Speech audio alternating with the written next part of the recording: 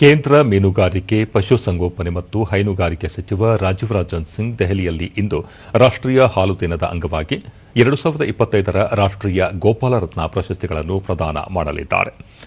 ಈ ಸಂದರ್ಭದಲ್ಲಿ ಜಾನುವಾರು ಮತ್ತು ಹೈನುಗಾರಿಕೆ ಕ್ಷೇತ್ರಗಳನ್ನು ಬಲಪಡಿಸುವ ಗುರಿಯನ್ನು ಹೊಂದಿರುವ ಪ್ರಮುಖ ಉಪಕ್ರಮಗಳ ಸರಣಿಯನ್ನು ಪ್ರಾರಂಭಿಸಲಾಗುತ್ತದೆ.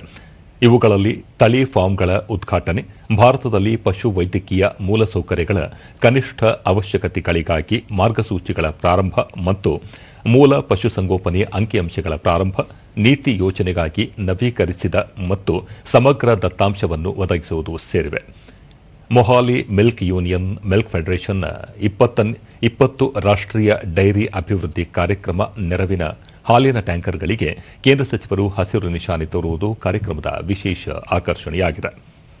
ಈ ಮಹತ್ವದ ಉಪಕ್ರಮವು ಡೈರಿ ಪೂರೈಕೆ ಸರಪಳಿ ಮೂಲಸೌಕರ್ಯವನ್ನು ಸುಧಾರಿಸುವ ಮತ್ತು ರೈತರು ಹಾಗೂ ಗ್ರಾಹಕರು ವರ್ಧಿತ ಲಾಜಿಸ್ಟಿಕ್ಸ್ ಮತ್ತು ಸೇವಾ ವಿತರಣೆಯಿಂದ ಪ್ರಯೋಜನ ಪಡೆಯುವುದನ್ನು ಖಚಿತಪಡಿಸಿಕೊಳ್ಳುವ ಸರ್ಕಾರದ ಬದ್ಧತೆಗೆ ಸಾಕ್ಷಿಯಾಗಿದೆ.